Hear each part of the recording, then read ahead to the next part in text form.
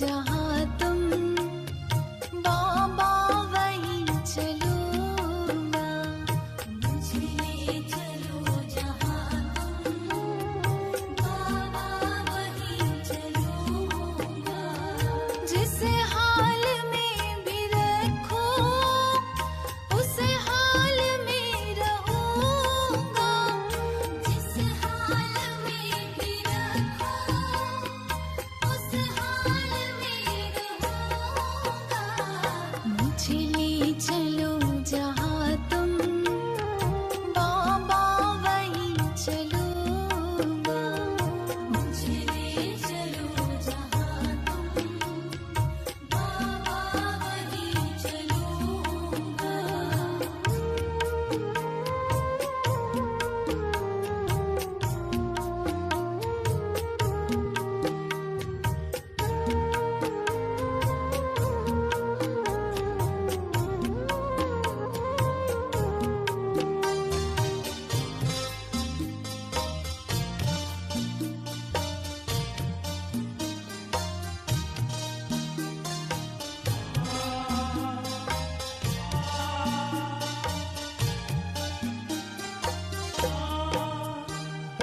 तुमसे छुपाना कुछ भी, हालत बड़ी है खस्ता,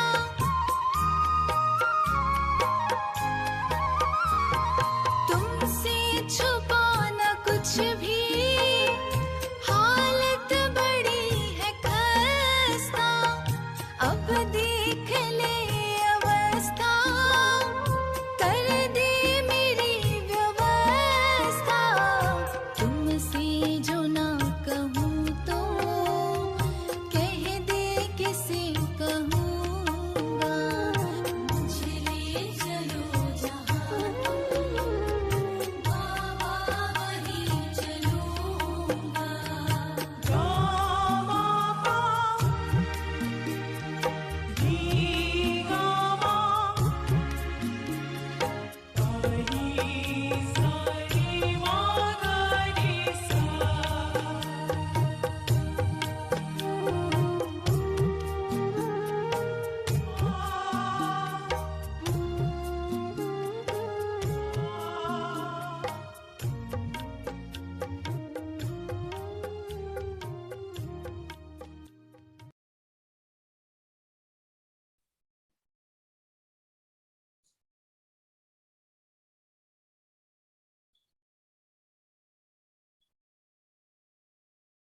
Om Shanti, Sister Jayanti.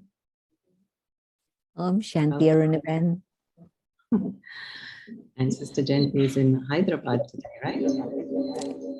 That's right. So, gentlemen, I just wanted to begin with a story because Baba talked about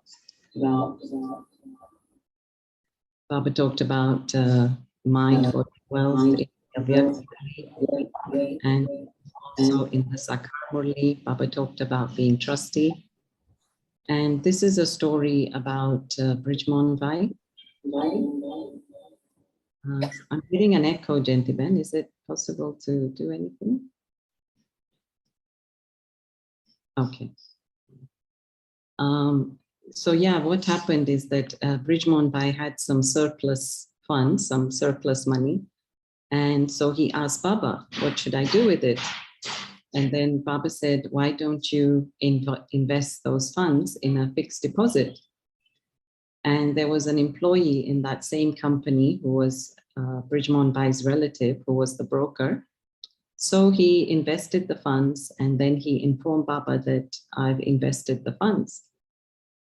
And the name of the company, Jayanti, was Jayanti's Shipping Company. And then what happened, because there was a fraud, a person who was a fraud, so the company started to shake. And so his agent suggested that he take the money out quickly and invest it somewhere else. And in those days, Baba used to read the newspaper. So when Brijmohan Bhai went to meet Baba, then Baba immediately asked him what happened to those funds, because Baba had read that the company had gone bankrupt. And so Brijmohan Bhai said, well, I withdrew it and I invested it in another company. And so Baba said, okay, okay. But the thing that I liked that Brijmohan Bhai said is Baba told him that when you will inform me, only then will I be able to give you advice. And so exactly as Baba's been saying in recent days that, take advice and be a trustee, and then Baba helps. So welcome, Sister Jayanti. Welcome, everyone. Om Shanti. Om Shanti, very powerful story about Baba. Thank you.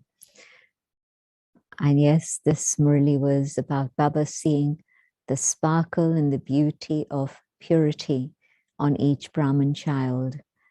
And of course, it's always number wise, but where there was number one purity, then there was a number one sparkle also. And where there was a little bit less purity, then the sparkle reduced. But also together with that, the happiness seemed to reduce too. The beauty in the face was also reduced. And so Baba saying that purity is the foundation of Brahman life. Purity is the beauty of Brahman life. Purity is the way in which you experience happiness. And purity is the way in which you experience the sweet silence also. And then Baba mentioned how celibacy alone is not enough. Yes, of course, celibacy means purity. But beyond that, not just brahmachari, but Brahma Acharya, the one who's following in the footsteps of the teacher, Brahma Baba, the one who's actually following in the activities of Brahma Baba. And so to what extent are my thoughts, my words, my actions, my relationships following in the footsteps of Brahma Baba? And if I'm following the Father in those footsteps, then yes, it's true, brahmachari, but also Brahma Acharya. I see Baba as my teacher, and I base everything on how Baba does whatever it is that needs to be done. And so purity is very much connected with all of these factors. And so Baba wants to see that sparkle and that beauty of purity in each one's face.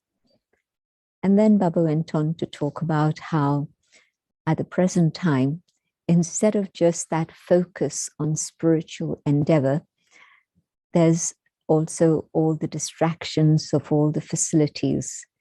And yes, there are the facilities of science, but there are also the facilities of Gyan. And it's fine to use facilities, but the important thing is to be able to use them for the purpose that they were meant for in the right way. And that happens when you have spiritual endeavor taking place, sadhana.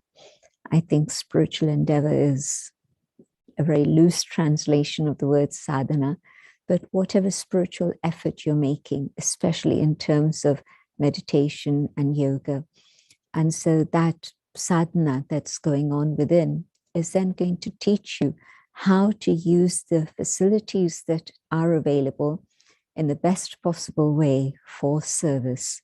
And so it's not that Baba is saying don't use facilities, by all means use them, but let there be this balance. And if there isn't this balance, and you make the facilities your foundation, and if anything happens and those facilities fluctuate, you're not able to have them for whatever reason, then of course your stage is going to fluctuate. And so when you have sadhana, your spiritual effort, your endeavor, then the foundation for you is Baba. And when Baba is your foundation, then there are blessings from Baba, but also blessings from the whole family. And so Baba using these two words, balance and blessings. And in this case, the balance is the balance of remembrance. And then Baba defined that later. But the balance of remembrance, the sadhana, and then also using all the facilities that are available. And then Baba was defining very beautifully what is remembrance. So not just powerful remembrance, but Baba went into it in a lot of detail. How sometimes, and I think everyone can relate to what Baba is saying, sometimes the body is sitting there very quietly, but the mind is racing in one direction, the intellect is being pulled in another direction, and there just is no proper connection with Baba. And your heart is going in a different direction. And so that moment when your thoughts, your feelings, your heart, your love, your intellect, everything is connected with Baba. That is the true connection, the true relationship. And that is the stage which is sadhana. And so on the one side, Baba is saying it's very simple, it's just powerful remembrance, no complications. But of course, the inner effort involved in getting to that stage is not a joke. It's practice and attention. And further on, of course, Baba also mentioned how attention should never get into a state of tension, but attention should be absolutely natural. And when it is that, then that sadhana means that whatever it is you're doing is going to be successful. Otherwise, what happens is that when you're basing whatever you're doing in terms of facilities, then at times there is success, but maybe at times there won't be success. There's no guarantee. And so if there isn't success and then your stage fluctuates, then what happens at that moment? You lose the plot.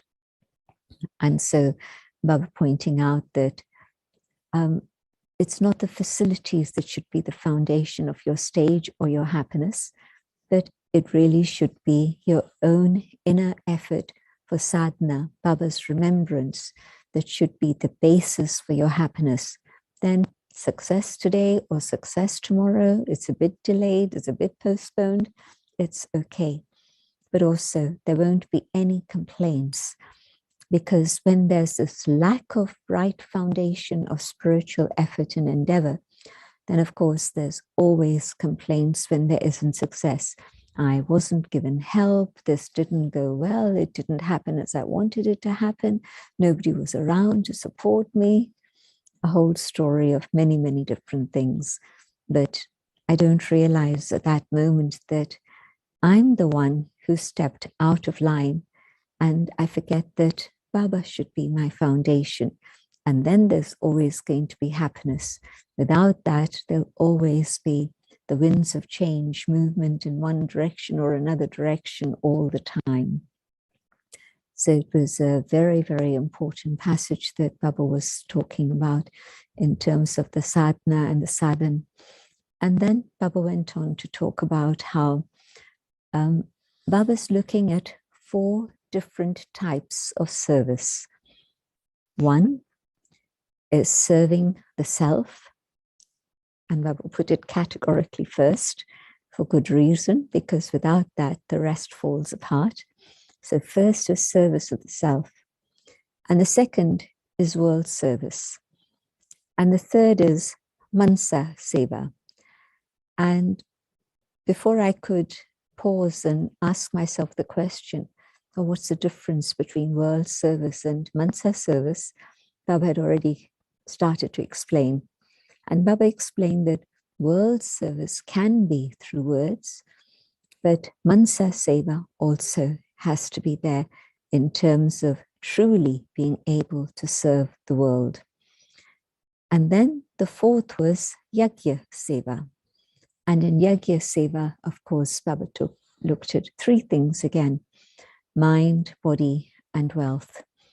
And Baba was again and again talking about how you need 100 marks in each one of the subjects, the 4 different aspects of service, which is really something to think about very deeply. Am I giving as much attention to serving the self as I am to serving others? And in terms of serving others, am I just focused on the externals of service, making plans for programs, meeting people, talking to them about things? And that's great, it's needed. But is there then that attention on mansa seva at the same time, so that whatever is done on the external level is going to be successful and fruitful. Without the mansa seva, it's hit and miss. It may be successful, but maybe it's not. There can be many things that can happen there. And then yajna seva, I always thought of yajna seva as contribution of money or funds. But of course, Baba was saying that there's many aspects of this. And firstly, Baba was talking about how, yes, the contribution of funds for the yajna, but every center is a branch of the yajna. And it's also the yajna kund, the place where the sacrificial fire has been lit. And so the big yajna, the unlimited yajna, of course, is Madhuban. But all around, wherever there are service places, this is also the sacrificial fire that has been created. And in that, again, two different aspects. One is the direct donation, of course, but the other is two things. One, to what extent am I actually economizing on something? And I think many of you heard the story of this brother QnA who had come into Gyan in the 60s, and he surrendered once he had retired, and his family, his sons and his wife gave him permission to do that. And so they were happy and settled, and he came to stay in Madhuban. And he would see that there was charcoal, or there was wood coal or wood being used to light the fire at 2:33 in the morning, so people could have hot water by 3:30. And I remember the boiler that was there at that time, where the Toli department is in Pandav Bhavan, right across that in the middle. Of course, there wasn't the staircase leading up to the dining hall. That didn't exist, but it was just the old kitchen on the ground floor. But right there in the middle of that courtyard, there was the boiler, and we'd see the fire being lit early if we were up, but otherwise the fire would be going, and we'd get our buckets, and they were metal buckets, so they were heavy. And we'd go get our hot water from there, or some kind brother would see us and would help us and carry the bucket to our rooms. Very, very heavy. And he had this idea. He was seeing that there was a lot of coal dust that was lying around, because you pick up the coal and you do what you need to do, but there's all the coal dust. And so what he did was to get cow manure, which anyway in villages in India would be used for a fire, but he got the cow manure and he would pat the coal dust with the manure and make balls out of that. And so these balls were then there to fire the boiler and hot water. And so over the years, can you imagine how much he would have saved the yajna? That's one particular story that I'm aware of, where somebody's contribution, to make sure that that contribution is being used in the best possible way, in the way that was intended by the person who gave this. And so very interesting definitions of economy in that sense. So mind and body, and then Baba specifying that, yes, even if you're doing a lot of vocal service, but if you're not doing physical service, then that also is going to be less marks. And so Baba is going to look at each one category to see that there are sufficient things adding up within that. But the other thing that was beautiful about this subject of the physical aspect of service in the yajna, Baba connected that to relationships and how we interact with each other, and to what extent there is that situation where my relationships are of the caliber that I want them to be and Baba wants them to be. And so it really was a very different dimension of yajna seva for me, and highlighted a very important part, because of course, whatever is the quality of interaction amongst the people, in particular first at the center, but then of course, wherever they may be, but in particular at the center, that is what creates the atmosphere. And if the atmosphere is one of peace, of love and respect and harmony, then that's the vibration that is going to reach out, and others are going to be drawn to Baba's home and take benefit from Baba's home. They leave their place of chaos and they come to a place of chaos, and it's not very useful. But if they come to a place where they can feel in a tangible way the peace, the love, the purity, the harmony, then they'll say, yes, this is something I need to do. I need to benefit from this. And so my interactions with everyone around me can also be considered as yajna seva. And of course, the other way around also. If my interactions are not as they should be, that also then becomes a source of disservice, and I'm responsible for that. And so Baba's saying that let the interactions be such that everybody takes inspiration and is able to take benefit from this. So lots of interesting comments from Baba. And two more things that I want to highlight. Baba saying that when you first come to Baba, everything seems to be fine. You're in your honeymoon period, you're happy, you're elated, everything is going well. And then maybe after 5 years, between 5 years and 10 years, something goes out of balance. And then that's when you become tired, or that's when you get bored. And then you say, well, what am I doing all this for anyway? But if you make sure you keep that balance of yoga, remembrance, sadhana, as well as service, then with that balance, you'll always be filled with new enthusiasm.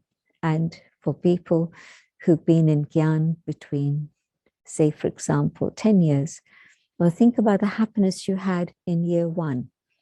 Now, surely it should be 10 times more by the time you're in Gyan 10 years.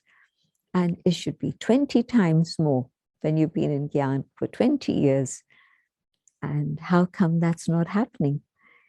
And Baba saying that it's because things are out of balance. And so that's when you've got bored, and so your effort has slowed down. But actually, the reason is that you yourself are not focusing on what you need to do. And so then, because things are out of balance, no blessings, and so things go downhill.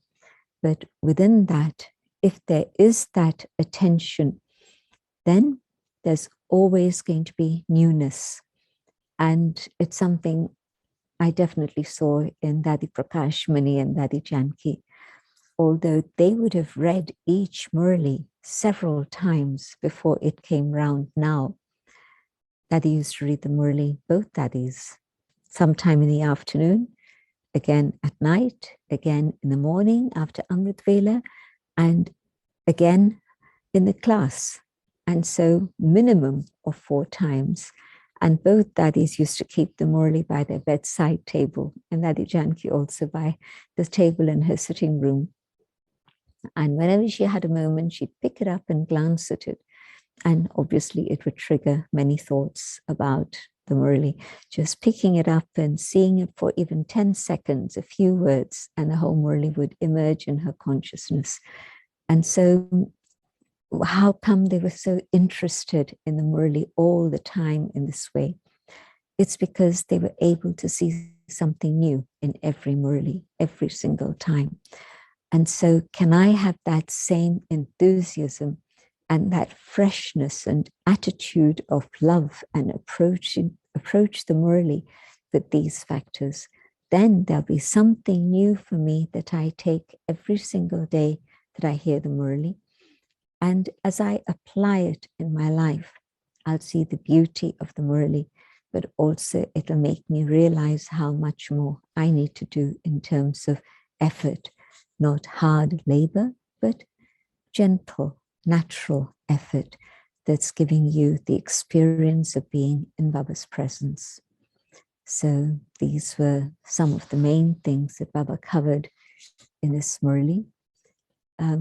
the feeling I get from the Murlis that we've been hearing recently is that Baba is really, really trying to lift us to move forward fast. And Baba speaking at that time in 1990, of course, Baba was inspiring everyone to move ahead fast. But today, it's very, very relevant that Baba is reminding us that this is the time. If I want to change, it's now. There's not going to be another opportunity later. So hand over to Arunaben. Om Shanti. Hi, gentlemen. I'm so sorry. It keeps throwing me out. We understand, it's fine. Thank you so much for that. Well, I have a few questions from the week from people's discussions with us. So let us begin with, somebody was asking, what are the features? When Baba says features, what does he refer to? Face and features. Baba's really talking about the qualities that are within, that are then visible outside. And so the face will reflect the features of the soul. So it's not how beautiful my eyes are or how straight my nose is, but the features are the aspects of soul that become visible through the face, through the eyes. Baba actually mentioned the eyes. The eyes of someone with purity will look very, very cool, very gentle, serene. Serene's the right word, nirmal, pure and serene. Yeah. Great. Thanks. And then four together, mind, intellect, heart, and body.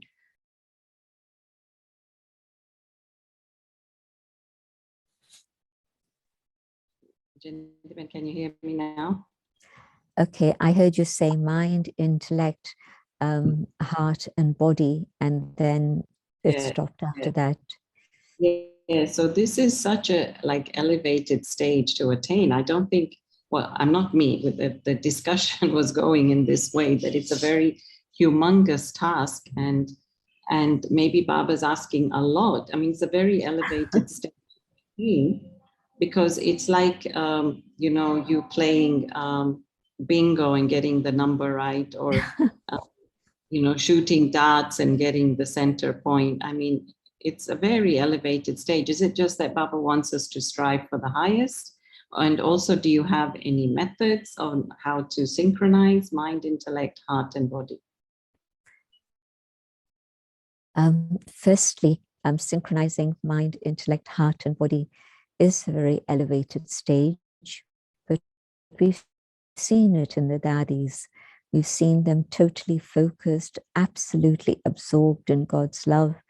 And it's not just when they're sitting in yoga, but later on, you see it again as they walk, as they move. And even when they're meeting people, you can see that they're absolutely focused in everything inside. And so what's coming out when they meet people is something that's very special. And so it is elevated, but surely all of us say that we want to be Bapsaman, then that is the most elevated goal to have. And this would be part of that journey to get there. So I'm not putting it out of reach, but rather I'm saying that the daddies were able to achieve it. And we always think that, well, they're the role models for us, so can we do it ourselves? And I'm pretty sure that it is possible because we've had a glimpse of it from time to time. So all that Baba's saying is increase it so that then it's there with you more and more, and maybe all the time even. And it's not so difficult in the sense that if I begin with the right feelings, when I say soul consciousness, first in that awareness of soul and peaceful, and then that peace opens the door to love for God, and I experience love for Baba, And in that connection, my heart and my intellect are totally connected with Baba. And I'm feeling Baba's love for me. And so in this beautiful exchange of love, your body isn't moving. Your body is, wherever it is, it's comfortable. And anyway, it's not pulling your intellect on any level. And so the body is still, and mind and heart and soul are very much connected with Baba. And so we've all had that experience. So Baba's reminding us that this is what is real sadhana. Sadhana is not sitting on hot sand and doing hatha yoga. Sadhana is not walking through fire, because in bhakti they have all these strange ideas of all these hatha yoga things that people do, that is sadhana. No, sadhana is just pure, simple remembrance, but accurate remembrance, focused, concentrated, so that there's no distractions or attractions pulling you, but you're totally with Baba, with that love. And so you're also able to receive that experience of love. Very nice. Thank you, Chintavan. And then somebody had a question, when Baba said that we make mistakes. So even if a person makes mistakes by mistake, is there still a loss? Is there still the burden? I'm not sure that I've understood your question, because well, one is to consciously do something wrong, but the other is to unconsciously do something wrong and you didn't intend to. So then is the return the same? Is the burden or the loss the same? It is. Think about it for a moment. In theory, I know that fire burns, and so I'm careful. I don't put my hand in the fire. But if somebody says, I didn't know that fire burns, and that's why I put my hand in it, well, the hand is still going to burn, whether you knew it or you didn't know it. And so whether you know that this is a mistake or you don't know that this is a mistake, the impact, the fallout of that is the same. And then hopefully the one who did it knowingly, feeling the repercussions, is going to realize and not repeat that mistake. And the person who is ignorant or claims to be ignorant, because Baba says after age 4, then you know right from wrong. And so you do know when you're off track and you're not following Srimad. And so at that point, then it's still going to be a burden. Whatever comes back from that mistake is going to have to be settled in some way or another. So there's going to be sorrow that's coming from any mistake that's made. Wow. Okay, so no margin for mistake. No excuses, actually. Exactly. Yeah. Okay, this was somebody's question to me. Somebody was saying that, say, for example, they were given some money. Maybe they were going somewhere off to do seva or on holiday, and they were given some money, and it was given as a gift. And then they went off and they did the seva, whatever. And then they felt that the other person wanted something in return as a gift or maybe money back. So anyway, his question is that if we get given something and we have to return it in some way, should we do that or not? Especially when we don't know how they will use it. So what do you do when you get given a gift? Should you reciprocate that gift or not? The training that Daddy used to give us was that if you receive a gift, then you give it to Baba, you give it to the yajna. You don't keep it and say, this is my property, because you take what Baba gives you rather than what other human beings give you. And so if I know that this is something that's come from person A, and they're definitely going to expect some sort of return from it, what I would do is to definitely immediately give it to Baba and let them know that, yes, your intentions are wonderful, but I feel comfortable that I give it to Baba, or you even tell them before you take it, well, you want to give this, but this is what I'm going to do with it. And if they still say that really it's for service, it's not for you, then let me keep track of that. How am I using that fund? Am I using it for service, and even keep an account of it, so that then your conscience is clear. And if at any time you're challenged, you have that this is how it was spent. Because anyway, whatever I spend as somebody surrendered, I have to be showing the account of that to whoever is my senior. Anybody spending Baba's money or money that's been given as a gift has to be accountable on all levels. But hopefully, if they've given you a gift and you've given it to Baba, then they know that this is how you are, and they won't mind. They'll be fine about that. So this is also when Lokkiks give you, right? It's not just about PK, Yes. it's about Lokkiks. Yes, absolutely. Especially with Lokkiks. I think that when Lokkiks give you money and they say, this is for you to spend on whatever it is you want, then that should send bells ringing in your head. Surely Baba's going to give me everything that I want. Why should I want to keep a stash of what my Lokkiks have given me just simply because I want to use it in my way rather than the way Baba wants it to be used, or in a way that's to the system? And so I know that many people have different interpretations of this. And as an example, somebody said to me that I keep money that Lokkiks give me because, say, for example, I want to travel and the yagya won't give me funds for the ticket because it's my desire to travel rather than an instruction from the yagya to go on service.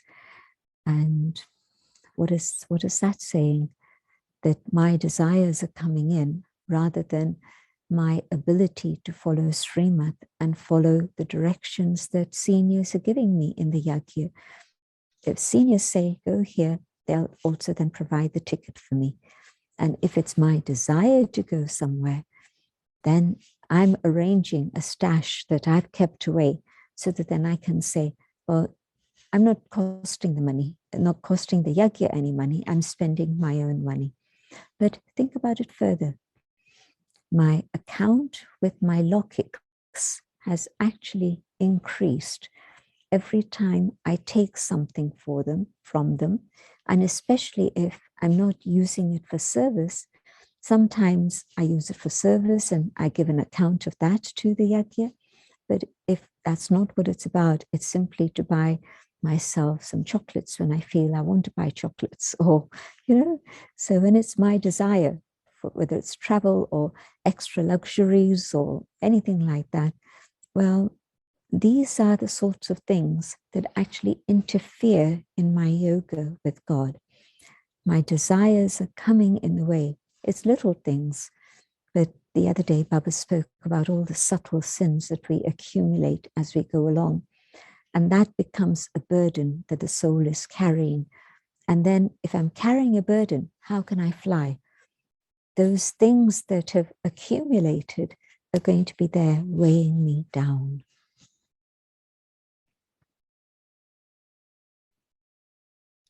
Okay. Actually, there was another story of Brijmohan Bhai. So he wanted to buy a car.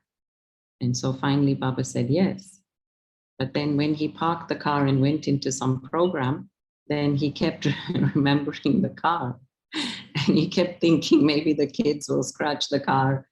And his attention kept going to the car. And Baba picked this up. Then Baba said, get rid of the car. Baba will give you many vimans in the golden age. So that's kind of in relation to your answer. Jennifer, there's also this question which came up with us, and it's come up here a few times in the chat, where Baba's saying that a brahmachari soul does not experience constant happiness on the basis of science or knowledge. And of course, Baba means you should be embodiment, not just knowledge, full knowledge-wise. But would you like to explain that? Because some are thinking that Baba doesn't want us to experience happiness on the basis of knowledge. I mean, he does, but he wants us to experience more from sadhana, right? This is the... Well, if you read that part of the Murli again, then it makes it very clear that one are the facilities of science and the other are the facilities of Gyan. And so Baba's point is that any facility, whether it's Gyan or science, and facility of Gyan means we're using all the facilities now. They are science facilities, but we're using them on the basis of sharing knowledge, of service, and so on. But if these facilities fail, then is that going to take away my happiness? And so Baba's not saying that Gyan shouldn't be your foundation, but yes, Baba is your foundation, but that foundation is a Jnani foundation. So Baba's not talking about the subject within all of this is not Gyan. The subject is facility. Yeah? So if I'm making any facility, now I've got my fancy little gadget, I've got a phone, and everything is there. The Murli is there, service is there, all my contacts are there, so much is there. And something happens to the phone. And I'll be scratching my head and be totally confused, looking for it. Maybe I've lost it, maybe I've dropped it, maybe it's out of action, whatever. My yoga is going to be Om Shanti. And I'll be having yoga with my phone rather than with Baba. And so Baba's saying, even if it's a facility for Gyan, no, that's not something to depend on. And that's not going to bring you success. But your sadhana will definitely help you use all the facilities in the right way, and your happiness will be intact, but also your service will be successful. I had to read that that little paragraph a couple of times to make sense of it, because yes, so I can understand where that idea has come. But actually, the Murli is clear. Yes, thank you. And gentlemen, there was another discussion in the week where somebody was saying that why does Baba go on so much about who is the sermonizer of the Gita? Because this person is saying that isn't the message more important than who actually delivers the message? So why is it that Baba spends so much time talking about Shiva and not Krishna? Okay, if I say to you, Aruna, do this, do that, do the other, you say, well, Jayanti is telling me to do this and this and this and this. Well, maybe I will, maybe I won't, or maybe I'll do it later because I've got more important things to do now. But if Dadi were to say to you, or if Sakhar Baba were here and he were to say to you, Aruna, can you do this? Or Dadi were to say to you, Aruna, will you do this? What would your response be? And so a very different response, right? So the messenger who's giving a message is actually more important than just the message. And especially in the case of the Gita sermonizer, if I've got the image of a human being, a deity, beautiful, 16 celestial degrees, very attractive, royal, dignified, Sri Krishna, but yet the message of the Gita is be detached from the body and all bodily relations and remember me alone. So here am I trying to forget my body, trying to forget bodily relationships, and then I'm getting stuck into a bodily being. And so the message is totally destroyed if I have that image of Krishna and that awareness or notion that Krishna is the one who's giving the knowledge of the Gita. It destroys the message completely.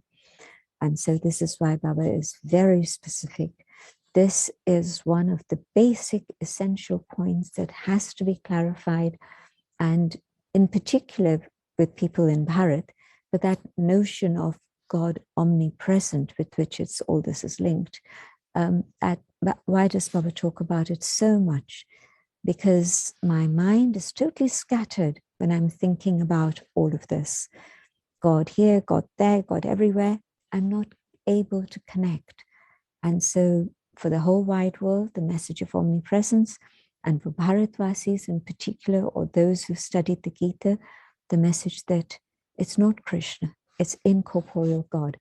And he has not just the authority to tell us, forget the body, because he doesn't have a body, but he has the information that we need to be able to understand who am I as a soul, the living being. There's nobody else who's given us any clarity on exactly what the soul is. And without soul consciousness, I cannot connect with God. Very nice, Jen. And here's a couple of questions from chat. So somebody's asking, why does Baba always say to follow Mama Baba? Is it not okay to follow practical living examples of today, such as senior BKs? There'll be different inclinations about different seniors. And even with the daddies, I knew all the daddies, my good fortune to have been able to be with all of them in very intimate ways. And each one had a very different personality. And I won't go into detail about this now, but it wasn't enough just to follow one daddy. You had to follow any of the daddies. But when Baba says follow the father and mother, you don't have to think too much about 5 different people. Just think about Baba and think about Mama. And those examples are amazing. And they actually combine many, many different facets all in one package. And the daddies, yes, they had all the qualities, but different people were inclined to connect with them on a spiritual level and an emotional level in different ways. And you yourself have known many of the daddies, and you know that that's so true. Yes, gentlemen, thank you. And one last question is, can you define what is the correlation between the seva that's done and the fortune that's received? I mean, I don't know if anything comes to the top of your head, but say, for example, cleaning brings what fortune, or lectures give what fortune, something like that. Okay, just a very simple thing. If I'm serving you through words, you'll appreciate the value of wisdom, and you'll appreciate how much clarity there is, and so on. But if I'm serving you through my thoughts and my words, that's going to touch your heart. My words, you'll say, yes, this was very nice, it was very good. But if I'm in Baba's remembrance as I speak, then it's going to touch your heart, and it'll bring you closer to Baba, rather than just say, oh yes, this person's a great speaker. And so I'm seeing the immediate impact of different aspects of service. You do some cooking, and it's great. You're bringing souls closer to the yajna by giving them good food and healthy food. And so that's good. But if I were to add with what I'm cooking, the power of the mind, that's going to make it more effective. And if, as I share that Brahma Bhojan with you, I'm also use some thoughts of gyan, of wisdom, then that's going to bring you even closer to Baba. So fortune gets multiplied in many different ways.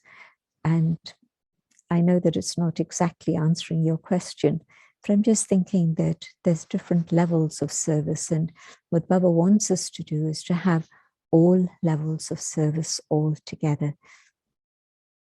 The words, the actions.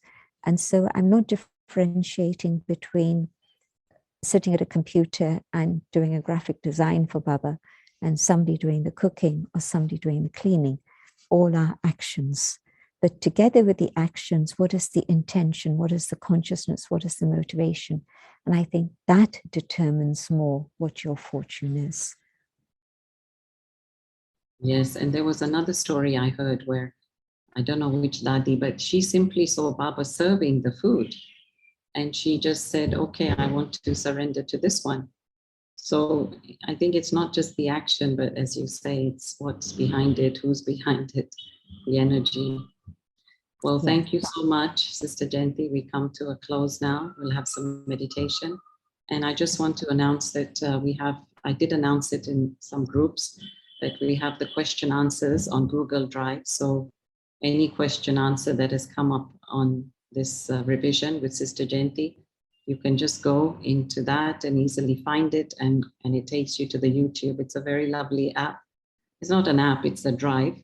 It's there now on the chat if you want to copy it. And yeah, you can access all the past questions from there easily. So thank you, Jayanti-ben. Shanti to everyone, and we'll have you. And thank you for putting in all the work and effort to make this happen, but also to make that Google Drive thing happen, because I can imagine it was a lot of work from different people, a big team that put it together. So thank you. Small team, small team, but yeah, they're getting the blessings. Thank you, Jayanti-ben. Definitely. Sure. Okay. Om Shanti.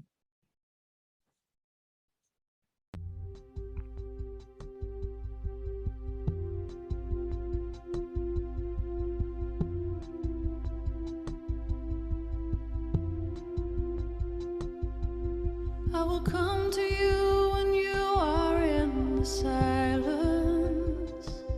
Once again, I will write upon your heart, and I'll meet you deep inside your inner castle, where together we can take the fear apart.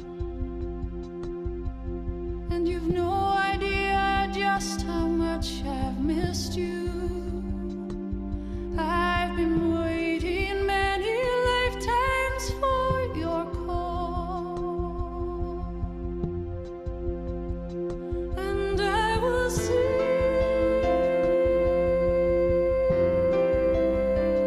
my song of love for those who hear, and I will sing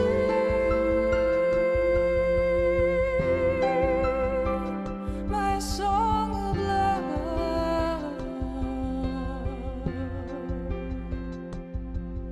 I will come to you when emptiness surrounds you.